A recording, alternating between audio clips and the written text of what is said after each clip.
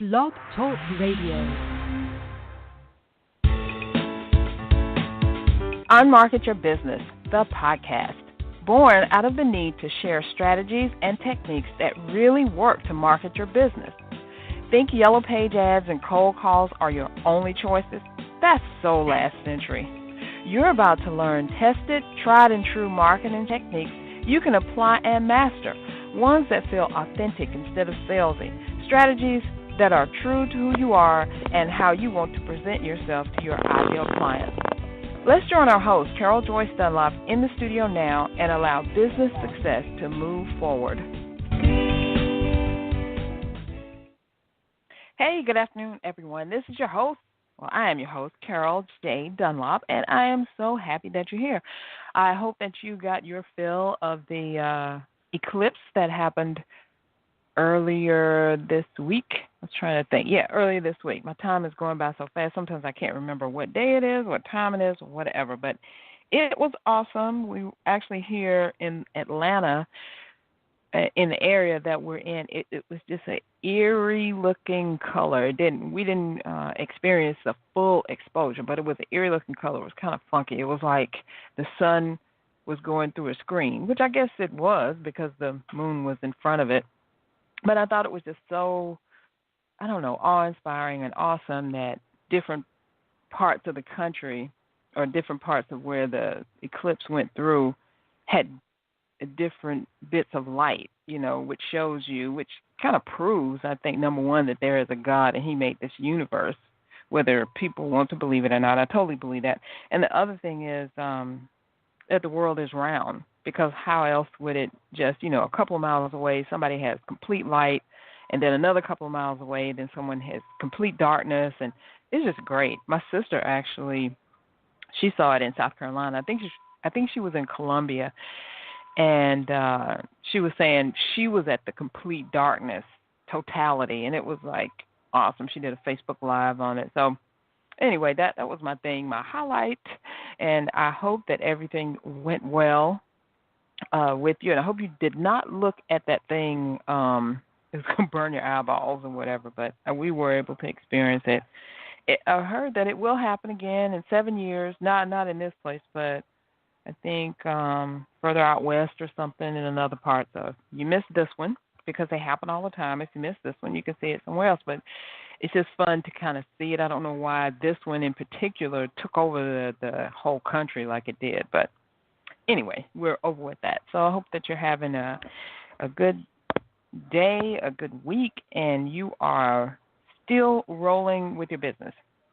So, all this month I've been talking about how to use Facebook groups to market your business, mainly how to use other people's audience or other people's Facebook groups so you can get business from that and get clients from that. And, of course, that is a chapter in my book, Unmarket Your Business, 10 Ways for Savvy Entrepreneurs to Stand Out, Stop Struggling, and Start Profiting. And that is one of the chapters about how to use Facebook groups. I go into the whole thing about how you do it and all that. But today we're going to talk about how to actually use your own Facebook group to market your business. And I looked up some information for you, really helped me with researching this whole thing so that we could see how to actually use this thing and what it means. So I'm going to go through, I've got 7 tips to give you, 7 pieces of information, not just tips, but pieces of information to give to you that are really critical to you being able to take hold of this Facebook group, not phenomenal, because Facebook groups have been around for a long time. It's just that this is a way that you can actually get the people who are really interested in what you're doing to listen to you, to acknowledge you as the expert, and to know that you know what you're talking about. So that's the whole thing, because remember, people buy from people they know, like, and trust. So if someone knows you, likes you, trusts you, more than likely they will actually buy from you. Is the difference. You have to choose how you want your group to be set up. And you have 3 things you can choose from: closed, public, and secret. Do I have to explain public? It just means that everyone can see your group, anyone can post in your group, and maybe not everyone can post in it, but they can see it. Everybody can see it. Everybody can see all the posts, what goes on. And if you really want to be out there like that, there could be a reason that you would use that. I mean, if you're trying to get a bunch of people together and you're managing it and only you are posting, it's kind of like your website, but nobody can post on it if you don't let them, or you can let people post on it. The one thing that you have to watch out with that is you're going to get probably some spammers or trolls that are going to actually post their adult-oriented content. I've seen that happen in a lot of public groups, and I really don't frequent a lot of public groups because usually what it is a bunch of people posting ads, and I'm sure that's not what your group is about. Unless you, for a living, post ads, then maybe. But the other two choices, closed or secret, are two distinct ways that you can set your group up. Now, the closed one, this one will allow people to be able to search for the group and find the group and request to join. Nobody can see the posts of the people that are in the group, but the people that are in it. So if I set out some posts, if you're a member of the group, then you're the only ones that can see it, and you're the only one that can see each other's posts. So you can rest assured that pretty much any of the stuff isn't going to go outside of the group. Now, the other one, the secret group, means that no one can find it, they can't search for it, and the only way they see the posts are inside the group. I think that you may be able to see them if you're in the group too, in the secret group. Yeah, you can see them, but no one else can see them. Absolutely no one else can see them. So you can decide what you want to do there. Now, the secret group, the only thing with that is if you're going to use it to support a program, like you got a membership program or something that you've created and put out there and people are buying, you could use it as an adjunct to that to help them understand more, go deeper with it and stuff like that. But you'd actually have to add them to the group. They can't search for it, find it, and then ask to join. You have to add them. Now, if it's a closed group, they will be able to search for it and find it, and they can request to join. So the number two thing that's very important that you can use inside your group is pinned posts. And what that means is if you have a post that's of particular interest, like something is happening today, or you want your group to know about this thing and not ignore it, maybe the rules of the group or something very important, then you can pin it. And what it'll do is it'll pin it to the very top of all the posts that are in the group, so that when someone first comes to the group, if they're logging in for the day, or if they're logging in, or if they're trying to see what the group is about, and they actually join, that's the first thing they'll see. So you can use that pin post as something. Hey, this is like when you're at a business going to a lunchroom, and they want you to know that they're going to clean the refrigerator out at 3 p.m., and they put that sign on the door. Hey, the refrigerator is going to be cleaned out Friday at 3 p.m. So watch out. So it's kind of like that. The third thing is admin tools. You want to really make use of your admin tools because you are the admin of this group. You kind of set the tone for how the group is going to do and what's going to happen, who can post and not post and all that stuff. And two of the best admin tools are the group description and the ability to add files.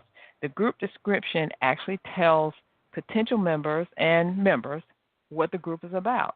You can put in your posting rules. If you have theme days, you can put in, stuff like we're not going to have any hate here, no spam, no links to your pages, or whatever you want to do. You can tell them whatever, but it's a good point to tell people what to expect in the group. It lets people know that this is a viable group. You really care about it. And in my book, when I'm talking about that in that chapter, I talk about that's how you're going to know if your unique, perfect audience is there in that group because of the group description. Because usually it's going to say this group is for blah, blah, blah, and then we're going to do this and that, and you can decide if you want to be a part of that. And then, of course, the files now. Nadine Mullins and I are running a blog challenge from now until it's the rest of this week and then all of next week. We're going to take a break over the weekend. So you can actually join us. So I'm going to give you the group name, and it is facebook.com. To join the challenge at csicorporation.com/blog challenge. csicorporation.com/blog challenge. You can still get in. You've only missed a couple of days, and you can catch up. You'll be able to catch up this weekend. And the things aren't sequential, like you have to do this first and then do that second. Each each day can stand on its own. They have a video talking about everything that you need to do, which is only really one thing. The video hones in on the point, and then you have like an exercise you need to do, and it works out pretty good because the whole thing about the blog challenge is to help you get more clients from your blog and your website. So go ahead and join. CSIcorporation.com/blog challenge is totally free.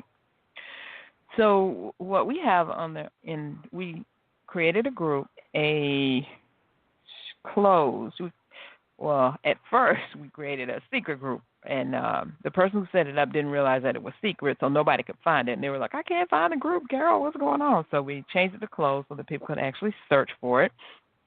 And one of the pinned posts that we have up there says, "Thank you for joining the group. Download your file that you get in addition to joining." I didn't tell you about that, and I did it. It's 26 content ideas you can use on your blog and your website to start getting clients. So that is something free that you get just for joining the group.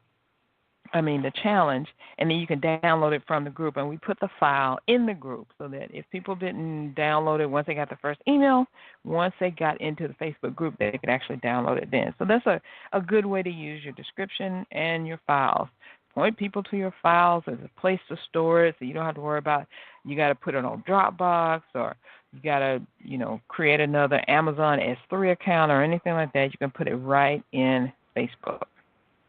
Okay, number 4 is the search feature that's in the group. Now, this is very important since you're going to have a very big group. You're going to have a lot of people or you're going to have a lot of engagement. So sometimes you may say, "Hey, does anyone need help in the group? Let's let everybody know what you need help with." And people will start posting. Maybe you do it on a certain day, and people will start posting, "I need help with this, I need help with that." And I talk about this in the chapter about the designated help hashtag, the DHH. And that usually is going to be #help. So you can use the search feature in the group to actually find out who needs help. So all you do is either put in #help or help, or someone can put that in that search feature, and it can bring up all the posts inside the group that have help in it. You can do this in your own group, and you can do this in, somebody else's group that you're a member of, trying to find out how you can be of help, of assistance to these people. So that is great. And you can put some other stuff in there, like if you knew that one of your friends had posted about a certain process to webinars, and you couldn't remember who was it or when did they post it, so you search for webinars. And it'll bring all the posts in that group that have webinar in it. So it's a really good feature. All right, number 5 is events. The event tab that is in the group, you can set up events inside the group. Say you're going to do a Facebook Live, which is pretty cool. That's a great thing to do. Or maybe you're going to do a webinar inside the group, or maybe you want the people in the group to know about an event that you're doing that you want them to attend. Whether it's online, offline, it doesn't matter. You just hit the events tab and then set the thing up and let people know, "Hey, this is happening. This is happening at this time," just like you do outside of Facebook, but this is only for your group participants. And number 6, which was a long time coming, so glad it's here, scheduled posts. Scheduled posts is a new feature that was just added to Facebook groups, I think about a month and a half ago. It hasn't been that long that they were able to do it natively, which means that you can go log into your Facebook group, type in a post, put a video, whatever, and then when you get ready to actually submit it or post it, it gives you the choice. All you got to do is click on that little clock, and it'll ask you, when do you want to post this? Do you want to post it, 3 o'clock tomorrow, 2 o'clock in the morning, or whenever? It just lets you schedule it. But before that, I was using Post Planner. Still am using Post Planner because I like the ease of being able to use Post Planner to post in multiple groups if I want to. If you're the admin of however many groups that you're the admin of, you can go in Post Planner and schedule your posts using that feature. And I use it a lot to schedule, like I have a Facebook page, and then I have 2 Facebook groups, and I have my profile. Well, I can post the same post on all of them at one time if I want. or I can schedule the post to go all at one time.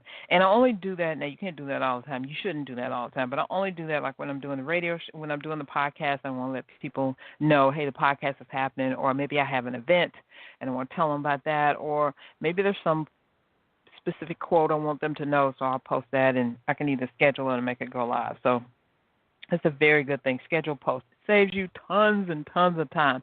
And I even do use the scheduled feature inside of the group sometimes. It just depends on what I'm posting, because even though Post Planner is going to post to your group, you know how Facebook is. They are very guarded about their natively applied content, like videos. Remember, just even a couple of years ago, when the only way to get a video on Facebook is you had to go to YouTube or Vimeo or something like that, get the link, and then post it in Facebook. You really couldn't post the videos, and Facebook was like, wait a minute, people are going to other places. We want them to stay right here. We don't want you to go anywhere. So they made it so that you could, boom, post your own native video inside of Facebook. So now, even if you put the thing on YouTube, you can, if you do a YouTube Live or something, or if you have a video that you've already created and you're uploading it to YouTube, go ahead and upload it natively to Facebook. It'll get much more traction, much better SEO. And that's the same thing that happened with doing the live stuff. Remember, Periscope was like off the chain with live, and Facebook was like, wait a minute, they're taking people away from us. Let's create some live stuff. Now Facebook Live is a thing. You didn't even hear about Periscope. I mean, I know people still do it because I still have the app, but it's just not the same. And, seriously, I didn't really like Periscope that much anyway, because I just hated those trolls that would come in. It was just so much going on that screen, and I am a multitasker. I'm not saying I do multitasking well, but I'm a multitasker, but that was just too much flying all over the place. I like it much better how Facebook does it. They keep it down at the bottom. At least the screen is open, at least the way I do it on my iPad. So anyway, I got off on a tangent there, but it was all about how Facebook is looking at the trends, and they are adjusting their system to meet the needs of the people.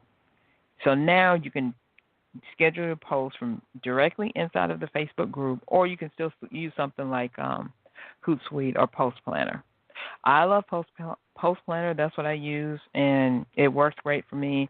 I love being able to see those other viral posts that people have used and just kind of piggyback off of that. Okay, the number 7, we've come down to the end of our list. Let me go over there before I go to number 7, because that's going to be a big one. So number 1, decide on how you're going to set the group up.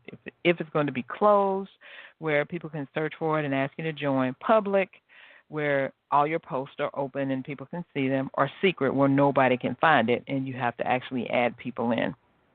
Make sure you use the pinned post when you have a post that's really important and you want to make sure everybody sees it first. Number 3, pay attention to your admin tools, the description and the files, because that's the description. People who aren't a member and people who are members of the group will be able to see that, and sometimes that's a determining factor of whether or not people want to join your group. And then use the files to kind of house the files that you'll have just for the Facebook group members. Number 4, use that search thing that's in there so that you can help more people, find more people, see what people are posting about. Number 5, remember to use your events tab in the group, because, we're talking about marketing your business using your own Facebook group. So you want to make sure that people who join the group know about the things that you are doing with your business, right? So you want to make sure they know about your events, they know what's going on, but you don't want to overwhelm them with it, because then they'll just leave. It's not an open thing for you to just market to them day in and day out, unless you tell them, hey, I'm going to be marketing to you every single day. That's really not what Facebook groups are about. They're really about trying to go deeper, find more information, and a place for community. But you do want the community to know what you're doing.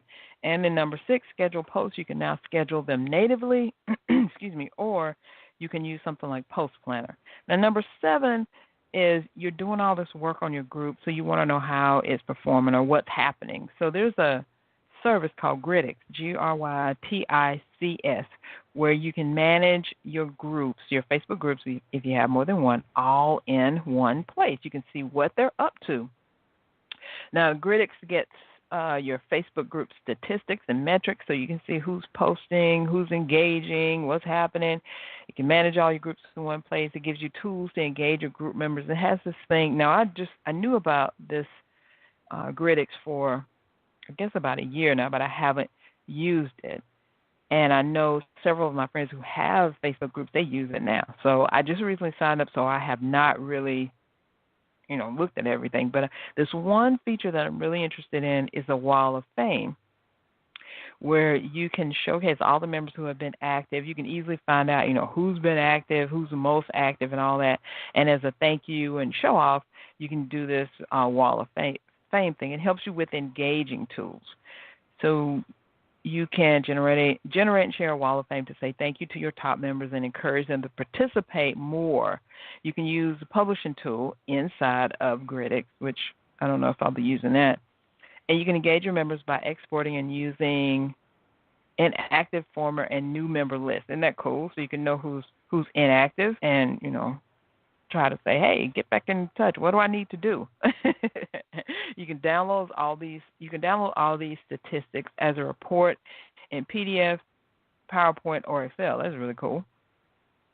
And you can choose your data range. Now, what I did was I have two Facebook groups that I manage: Social Media Secret Sauce Mastermind, which is a group that I formed that's an add-on for the Social Media Secret Sauce Mastermind course. So you have to buy the course to get in that group. And what I do is I post in there about different social media tips and tricks to help enhance their learning.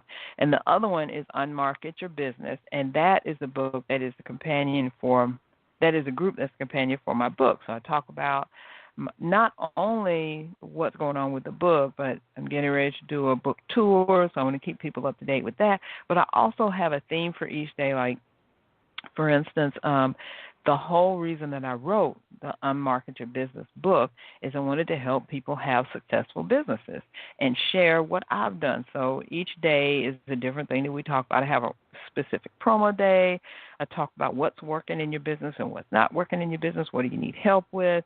And just things like that. So I have a graphic for each day. I post it through, I have it going out through Post Planner so that I can start the engagement, and then I log in and engage with that very thing, what's going on. So those are some things you can do. But this Gridix, I've got to get into it more, but I want you to know about it, Grytix, and it gives you all these analytics. It just, with one click, you just know what's going on. It tells you what the best posts are, who's interacting on the post activity, common statistics.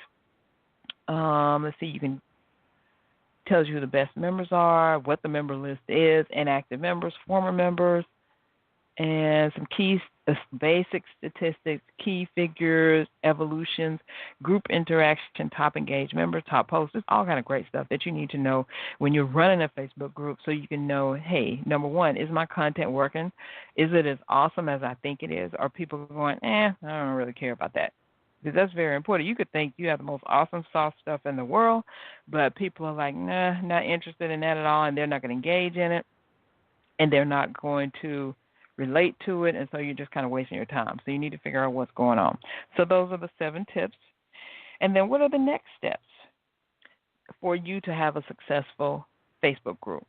So I would say that, I do say that step number 1 is to decide what your group rules are, because you can't have a group and it's operating in anarchy. There's no rules, there's no nothing. People just post when they want, and people won't stay. They'll come and they'll stay for a little bit, but they won't stay long term because they want some structure. They want to know, what is this day for? What am I going to be learning here? What am I going to get out of this thing? Why should I even waste my time logging into this? So if you can prove that it's not a waste of time, you're going to get great benefit, I'm going to give you great content, and it's going to be awesome having you here, then you're going to hang on to people, and then they're going to tell their friends, or Facebook is going to show more of their friends your group so that people can join. So do some group rules. My main number 1 thing is no spam and no hate. Don't be no trolling stuff, talking about people, cussing people out and all that junk. So you decide on what your rules are going to be. Then you need to create and schedule posts. The number one thing about a group, it has to have posts in it. If you're going to log in every single day and do a post, good for you. Or if you're going to do a post once a week, good for you. But until your group gets a good size number in it and it can kind of start working on its own and people are going to post and ask questions and stuff, you need to be posting. You need to be taking up the slack. Because remember, this is your own group to market your business. So you can't just start a Facebook group and just think that, oh, it's going to catch a fire and people are going to do it on their own. And no, it just doesn't work like that. You got to do some stuff. And then the next step is to set up your settings. Remember, I talked a little bit about that when you first create the group. It asks you all these questions. Well, a couple of things you don't even need to worry about when you're first getting the group open. You can go back later. Well, later is like the next day, later on that day or whatever. You should really have a plan before you even open the group up. Just keep it closed if you haven't gotten everything together, or keep it secret. Sorry, keep it secret so no one even knows it's there. But decide on, are you going to allow people to post, or are you going to be the only person posting, and are you going to approve everything, or are you going to allow people to have free reign? What if people don't adhere to the rules and, they start posting whatever they want to post? So you got to think about that stuff. Think of the rules that you want. Think of how you want your group to work, because remember, this is an extension of your business. And then get the rules together, get the settings set up, take time to read through that stuff, click the right stuff, and set it up the right way.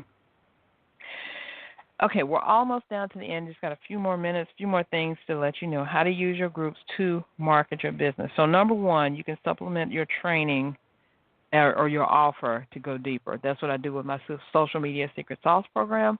When people join that, they automatically can join this group, and I will supplement it by, giving them questions about social media, give them some social media tips and things like that.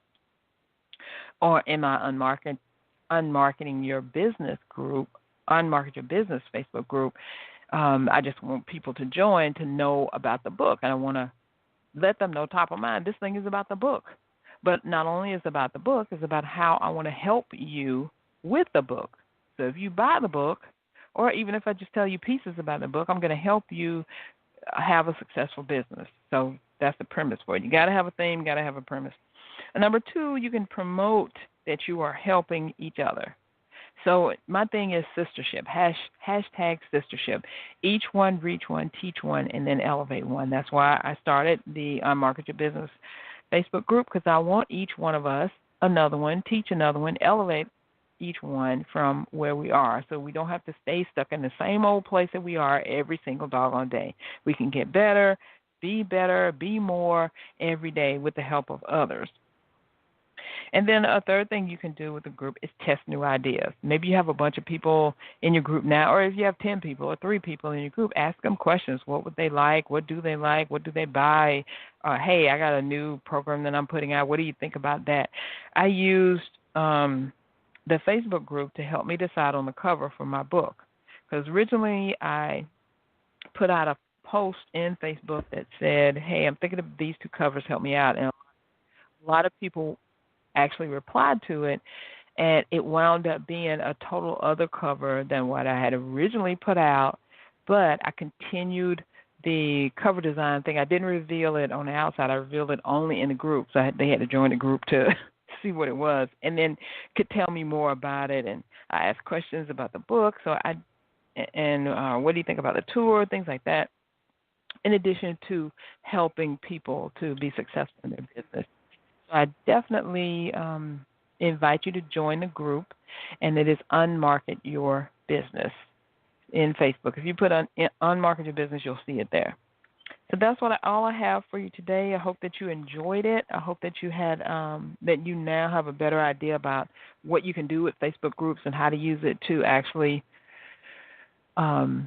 market your business. And next week I'm going to have one of my clients on, Virginia Trailblazer Worker, who I met from a Facebook group using that OPA concept, and she's going to tell you all about our work together and how she's come from where she was like probably 2 years ago to now she's on fire with everything.